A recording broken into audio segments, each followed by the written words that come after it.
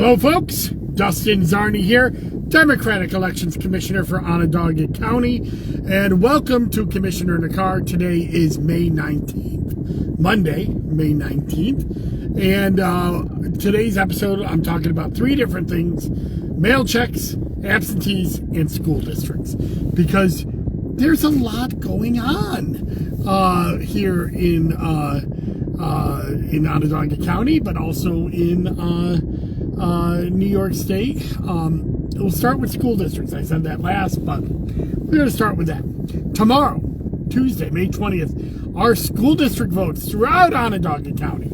Now, if you live inside the city of Syracuse, you don't have school district votes. But if you live outside the city of Syracuse, school districts have their annual budget and school board votes for their school board members.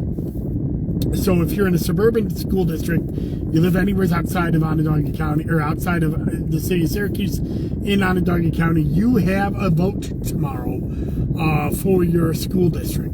Usually it's their annual budget and their school board members, although some school districts have other things like propositions on there to make sure that the proposition for like bonding and that kind of stuff. Now, I'm going to be kind of vague about school districts because we don't run them at the Board of Elections. I know it may sound weird, but there are elections that we don't run.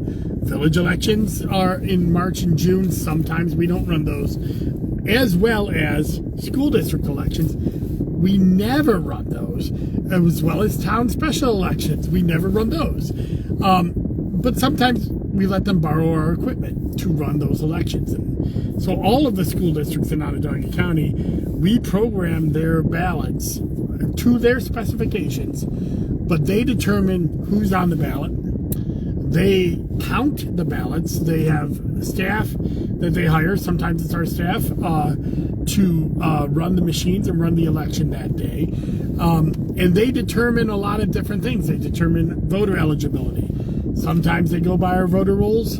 Sometimes they go do other things like just show a driver's license showing that you have a residence somewhere inside the district. I've seen that happen. I've seen, all kinds of different things happen for school districts. School districts don't fall under election law. They follow education law. And by that law, we have no ability to step in or help or oversee. Not sure I even want it. But that is, so they run those elections. They determine the number of polling places. They determine the hours. They determine what's on the ballot, who gets on the ballot. All of that is determined by the school district, how you get on the ballot. All that is determined by the individual school districts. So if you have a problem tomorrow for school district elections, see your school district offices, because they are the ones that they are the ones that are that run this. So there is a question in the chat. You may see this on YouTube or Spotify, but I originally do Commissioner in Car as a Facebook Live, and sometimes we get a live question in the chat. And there is one from Tina Charette said, quick question, how does my voting status just disappear? I can't find myself registered when looking online. I'm going to answer that real quick. If you can't find yourself at onvote.net, it is possible, and not knowing individual statuses, it's possible that your voting status went inactive if we got a piece of mail back, because the voting status online only goes for active voters. That being said, I don't know your particular situation, Tina. If you can't find yourself at onvote.net and you're worried about being able to vote, call us, 315-435-VOTE, V-O-T-E, or 8683. We will help you figure that out. Go into your record and see what's going on. So, and there's plenty of time to change that between now and the primary day. So call us, we'll help you out. If it's not showing up online for some reason. That's more than likely the situation, but we'd have to look into your individual thing. Again, If you moved or we got a piece of mail back, that is more than likely switched you into inactive status. Inactive status doesn't mean you can't vote. It means you'd have to vote by affidavit. But we have plenty of time to fix it, so give us a call. We'll try to help you out. All right. So I talked about school district elections. The next thing I want to talk about is mail checks. These cards right here. If you got one of these cards over the last week, it means that we have you. I'm trying to move this fast so you can't see my address, but everybody can see know where I live. So here's the mail check cards right here. These are important pieces of what we do at the Board of Elections. They're called the mail check cards for a reason. It is our number one way of doing what's called list maintenance. So we have 312,000 active registered voters in Onondaga County, another 18 to 20,000 inactive voters in Onondaga County. Every year, we send out this card to every registered voter in Onondaga County. This card is two main purposes. The first purpose is to give the voter information about different ways to vote and how to get information on how to vote. The second main purpose is the purpose for the Board of Elections. If we get this card back in the mail saying that you no longer live there or you've moved, we will update your address, or if it says that you no longer live there without a forwarding address, we will make you inactive. And so what's the difference between an active and an inactive voter? It doesn't mean that you can't vote if you're inactive. It just means that we got a piece of mail returned to us for some reason whatsoever. Now, that return has to be undeliverable. There's other returns like temporary away for people who are snowbirds, that kind of stuff that we ignore. But if you get something back saying that you are no longer live there, we will make you inactive. And we've been doing a lot of that. You may have noticed that we had 322,000 voters at the presidential election, and now we have 312,000 because there's various ways that we go about checking people's addresses to make sure that they are an actual registered voter. Now, we don't purge a voter, so an inactive voter is allowed to vote, but they have to vote by affidavit because more than likely we need their updated address. They may have moved, whatever.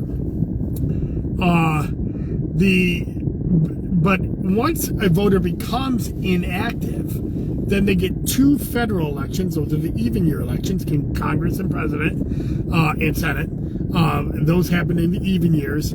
If they have not voted or updated their voter registration within those two federal elections, then they become purged. And then they're not allowed to vote at all until they put in a voter registration form. And of course, your voter registration, you can put in a voter registration form up to 10 days before an election. So it's pretty hard to get yourself off the voter rolls. There's other ways that we do this. There's the National Voter Registration Act and the National Change of Address Act. All of those things come in and we change addresses based on that. And it's all on our records at the Board of Elections. Everything that we get, returned mail, scanned back, everything, it comes back. We also do confirmation cards. When we process a voter, we don't just wait for the annual mail check. We do a confirmation card within 30 to 60 days of processing a new registrant to send them out to them and say, hey, we got your registration, and making sure that it doesn't come back to us in the mail. Because if it comes back to us in the mail, then we make them inactive. So that is the main way we do purges, and also inactives, and cleaning up our mail list. So if you get a mail check card and it's not for you at your address, maybe it's an old voter, make sure you have the post office send this back to us. You don't have to pay anything.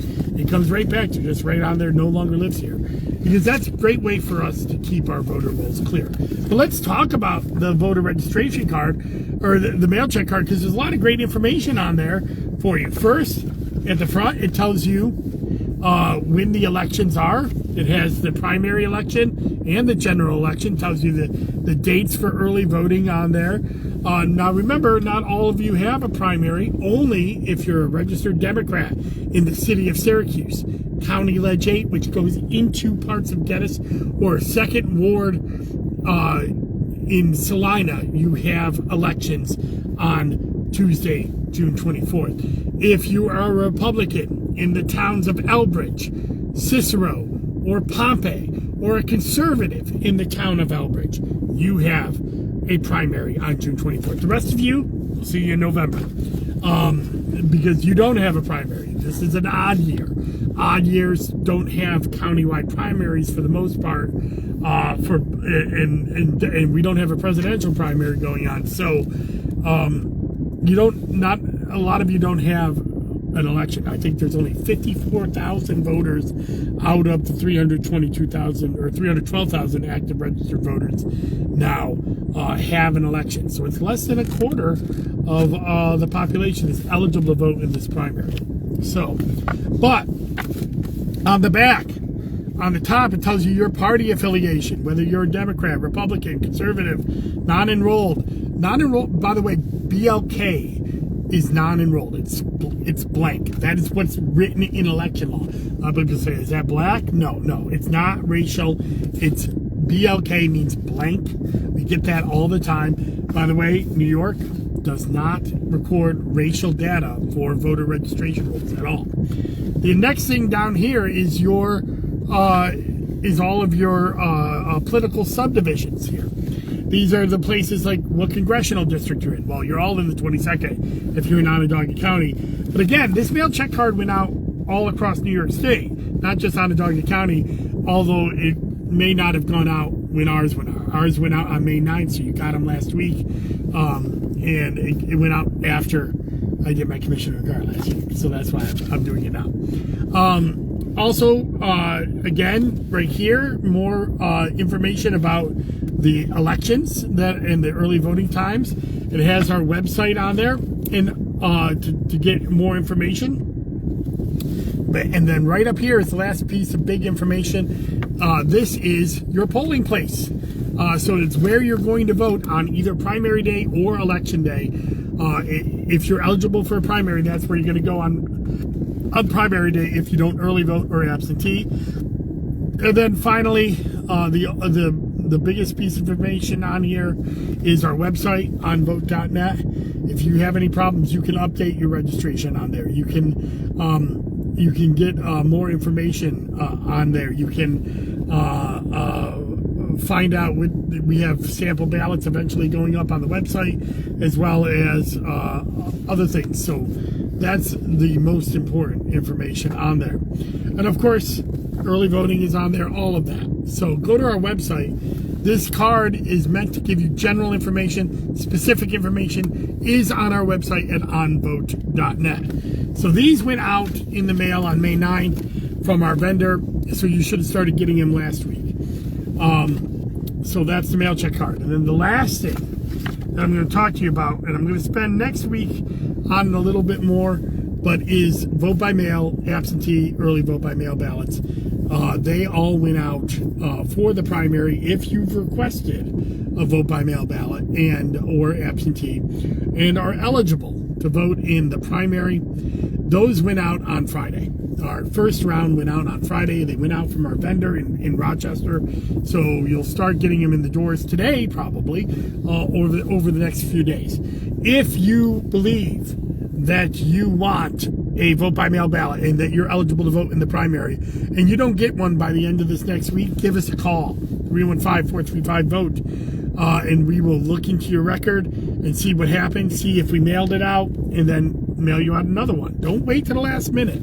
And remember, if you request a vote by mail or absentee ballot, you're not eligible to vote on the machines on election day or during early voting. So understand that if you request a vote by mail ballot, you're not going to be able to vote on the machines. It used to be the law that you could go to the machines on election day and vote, and that would be your vote, and the absentee would be withdrawn. We now canvass those absentees before election day. So requesting an absentee means that you do not want to vote on the machine, either early voting or election day. And if you do go there, you can still vote. You'll have to vote by affidavit, and if you haven't returned an absentee or vote by mail, then we will count your affidavit, and if you have returned it, then we'll count that. Usually, it depends on if it comes in late, that kind of thing. Whichever one we canvass first is the one that counts. 99% of the time, it would be the vote by mail because it came in the mail, and we don't count the affidavits or absentees until 7 days after the election to allow for that, for vote by mail ballots to come in. So that's it. That's what I got for you today. It's a quick Commissioner in the Car. Next week's Commissioner in the Car on Monday will be independent nominating petitions. Actually, it won't be on Monday. It'll be on Tuesday the 27th because that will be the last day. Monday's Memorial Day. Love y'all, but I'm taking that day off. I'm going to have some fun. But Tuesday the 27th will be my next Commissioner in the Car, and I will outline for you everyone who has registered to run for an independent nominating petition. These are if you don't want to run for Democrat, Conservative, Working Families, or Democrat, Republican, Conservative, Working Families. That's it. Those four political parties, you don't want to run in those, you can do an independent nominating petition. Sometimes it's more signatures, sometimes it's less, and I will outline for you all of the people who have signed up to run for office, because they have to have done it by 5 p.m. on Tuesday the 27th. That's the last day. They actually start being turned in tomorrow on May 20th. So if you go to our website, onvote.net, there's a filing page, and you can follow along every night who's turned in petitions that day. And of course, yes, there will be challenges to those petitions. And yes, the Board of Elections will be doing that. We also have a June 9th. So we got, tomorrow is the school district. June 9th is a Lysander Town special election about eliminating the highway department. We don't run that at the board, but I'll be talking about that in not next week, but the week after. And then, of course, the North Syracuse Village election, which is June 17th. And then, of course, the big primary on June 24th. So it's very busy at the Board of Elections right now. Lots of stuff going on. Thank God I only work one day a year. So tune in every week to Commissioner in the Car. This is really going to be my only content that I'm doing for the foreseeable future, because we're so busy at the board, and I'm really kind of adjusting my lifestyle in my non-work hours to give you, the people who are following this, the best information and the most consistent information. So my Commissioner in a Car, that's going to be my standard going forward. The Zoom and Zarnies, the weekly wonks, that's stuff that I've done over the last few years. I'm not really doing as much this year, although I may do them on occasion. But the weekly thing will be Commissioner in a Car on Mondays, although sometimes Tuesday when there's a holiday. Thank you very much. Go to DustinZarny.com to like and subscribe, and you can get sign up for emails and get a email notification every time there's a bit of election news or content that I drop on my website. Thank you again, and enjoy your day. Bye-bye.